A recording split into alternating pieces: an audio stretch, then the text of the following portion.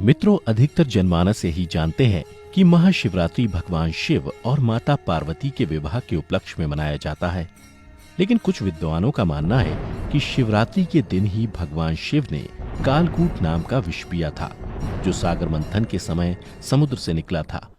परंतु शिव पुराण में एक शिकारी से जुड़ी कथा का वर्णन किया गया है। आज की इस वीडियो में हम आपको शिव पुराण में वर्णित महाशिवरात्रि की कथा बताने जा रहे हैं। रुद्र संहिता में वर्णित कथा के अनुसार पौराणिक काल में किसी वन में एक भील रहता था, जिसका नाम गुरुद्रुह था। उसका परिवार बड़ा था। वह बलवान और क्रूर स्वभाव का होने के साथ ही क्रूरतापूर्ण कर्म भी किया करता था।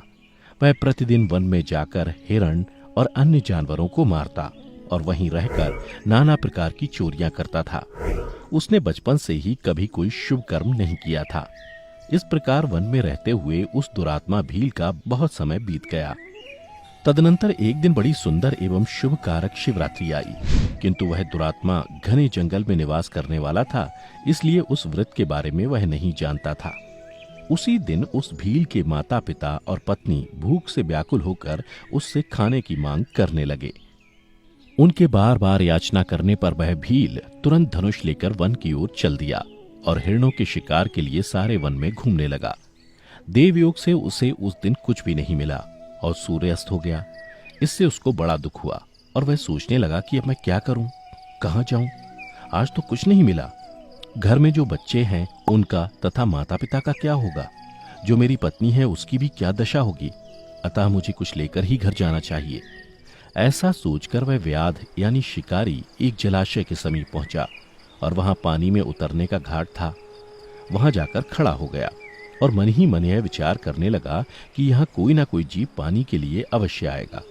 उसी को मारकर उसे साथ लेकर प्रसन्नतापूर्वक घर को जाऊंगा। ऐसा निश्चय करके वह व्याघ्र एक बेल के पेड़ पर चढ़ गया और वहीं जल साथ लेकर बैठ गया।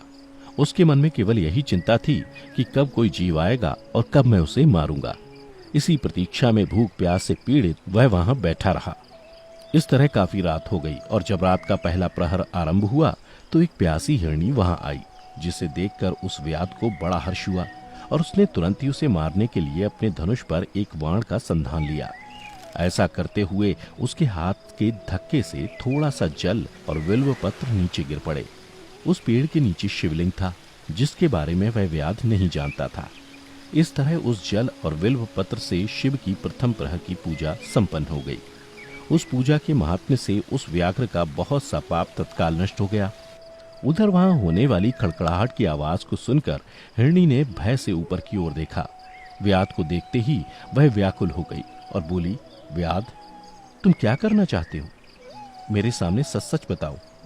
हिरनी की बातें सुनकर व्याध ने कहा, आज मेरे परिवार के लोग भूखे हैं, अतः तुमको मारकर मैं उनकी भूख मिटाऊंगा और उन्हें तृप्त करूंगा। व्याध का वह दारुण वचन सुनकर तथा दुष्ट भील को वाण ताने देख हिरनी सोचने लगी कि अब मैं क्या करूं, कहां जाऊं। अच्छा, कोई उपाय